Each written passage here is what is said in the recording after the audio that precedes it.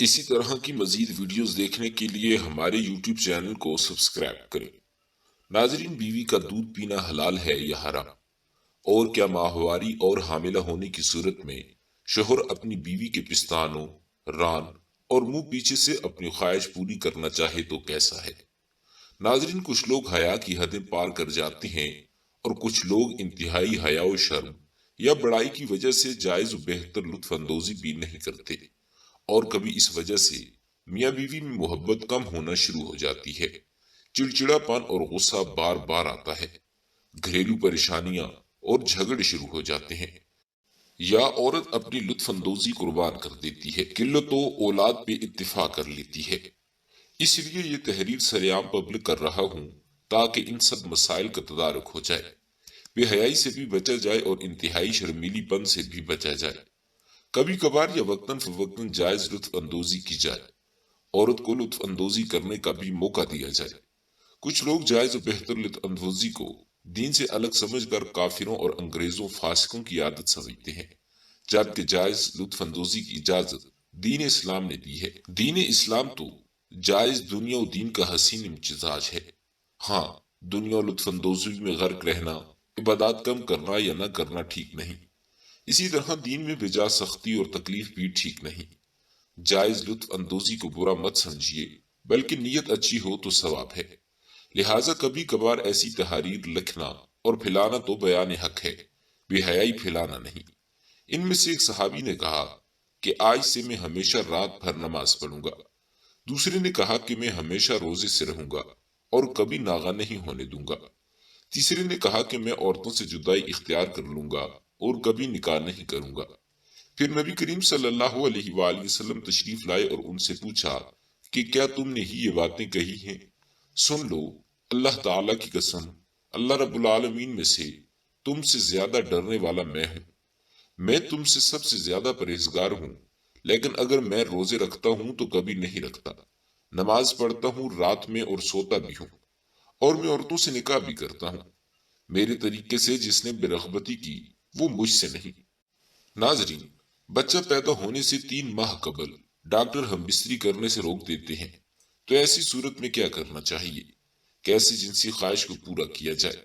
ایسی صورت میں اگر شوہر بیوی کے پستان یا ران یا کسی بھی حصے پر اپنی عضو خاص کو رگڑ لگا کر فارغ ہو سکتا ہے تو ایسا کرنا کیسا ہے؟ اور اس صورت میں غسل دونوں کو کرنا ہوگا یا ایک کو؟ ان سب معاملات میں حکم شرعی کیا ہوگا؟ بیوی یا لونڈی اپنے مرد کے عضو تناسل سے کھیلے اور مرد فارغ ہو جائے تو یہ مکروہ تنزیہی ہے، گناہ نہیں۔ اس طرح رانوں اور پیٹ اور اسی طرح پستانوں پہ جمع کرنا مکروہ تنزیہی ہے، گناہ نہیں۔ اسی طرح بیوی یا لونڈی کے ہاتھ سے مشتزنی کی جائے تو جائز ہے، مگر وہ تنزیہی ہے، گناہ نہیں۔ ناظرین گرامی، یہ تو عام حالات کا حکم ہے۔ اگر مجبوری ہو، مثلا بیوی حاملہ ہو اور مستند ڈاکٹر جمع سے روک دے تو مکروہ تنزیہی بھی نہیں کہلائے گا۔ ان صورتوں میں غسل صرف مرد پہ فرض ہوگا، نیز بیوی یا لونڈی اپنے مرد کی شرمگاہ کو چھوئے یا کھیلے یا مردان کی شرمگاہ کو چھوئے یا کھیلے تاکہ لطف ملے، جمع کے لیے تیار ہو جائے، مگر باہر فارغ نہ ہو، بلکہ شرمگاہ میں فارغ ہو تو یہ شرمگاہ سے کھیلنا دیکھنا مکروہ نہیں بلکہ جائز اور امید ثواب ہے۔ عظیم صحابی سیدنا عمر ابن خطاب رضی اللہ تعالیٰ عنہ بیان فرماتے تھے کہ بہتر ہے کہ عورت اور مرد ایک دوسرے کی شرمگاہ دیکھیں، چھوئیں، کھیلیں تاکہ جمع میں زیادہ لذت ملے۔ امام ابو یوسف فرماتے ہیں کہ میں نے امام ابو حنیفہ سے پوچھا کہ کیا مرد و عورت ایک دوسرے کی شرمگاہ کو چھو سکتے ہیں، ایک دوسرے کی شرمگاہ سے کھیل سکتے ہیں؟ تو آپ نے فرمایا کہ مجھے امید ہے کہ اس پہ زیادہ اجر و ثواب ملے گا۔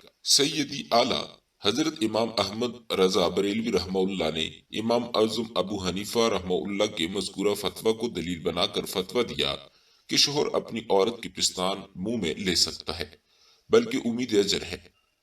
اس عمل سے عورت کو بھی زیادہ لذت و لطف ملتا ہے، اس لیے وقتاً فوقتاً اس پر عمل کرنا چاہیے، مگر ایام دودھ میں احتیاط کرنی چاہیے۔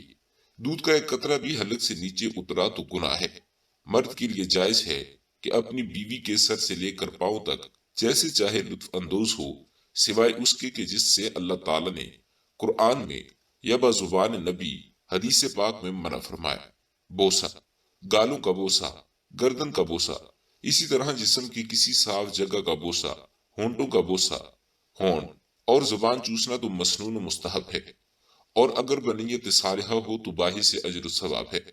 रहा पिस्तान को मुंह में दबाना, तो उसका हुक्म भी ऐसा ही है, जबकि बीवी दूध वाली न हो, और अगर वो दूध वाली है और मर्द इस बात का लिहाज रखे कि दूध का कोई कतरा उसके हलक में दाखिल न हो पाए, तो भी हर्ज नहीं। और अगर उस दूध में से जानबूझकर कुछ पिया तो ये पीना हराम है। और अगर वो ज्यादा दूध वाली है और उसे डर है कि पिस्तान मुंह में लेगा तो दूध हलक में दाखिल होगा, तो उस सूरत में पिस्तान को मुंह में लेना मकरूह है।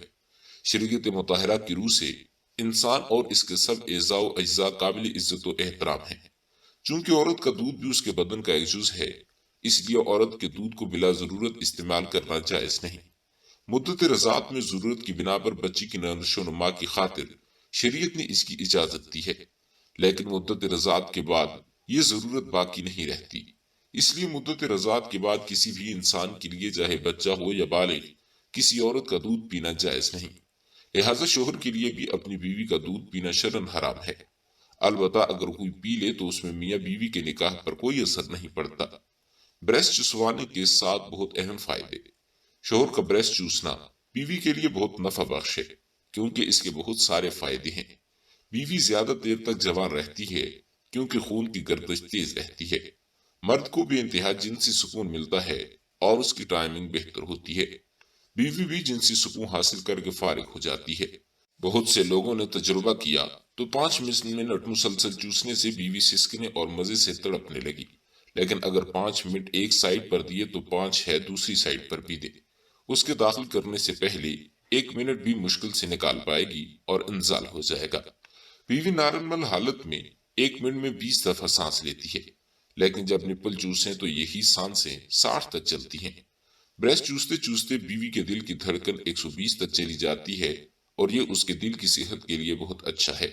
इससे बीवी का वजन भी कम होता है, क्योंकि 10 मिनट चूसने से उसकी 50 कैलोरी जाया हो जाती हैं, और खून की गर्दिश तेज होने से जल्द कुदरती तौर पर चमकदार होती है। इस तरह की मजीद मालूमाती वीडियोस देखने के लिए हमारे YouTube चैनल को सब्सक्राइब